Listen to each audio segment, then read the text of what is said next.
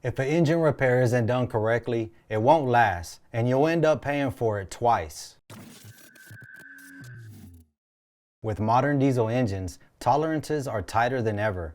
This isn't like older engines where you could get away with shortcuts. In the shop, we've seen engine repairs fail because the root problem wasn't correctly diagnosed, procedures weren't followed, or the repair wasn't done in a controlled, clean environment. Cleanliness matters more than most people realize. Even small contamination can affect sealing, wear, and how long the repair actually lasts. These engines are designed to be repaired a certain way.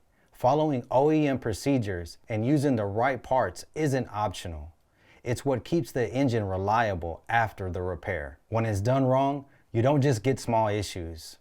You get repeat failures, loss of performance, or complete engine problems all over again. That's why we focus on diagnosing it correctly and doing the repair right the first time. Because doing it twice is always more expensive than doing it right once. If your truck needs engine work, make sure it's diagnosed and repaired correctly from the start.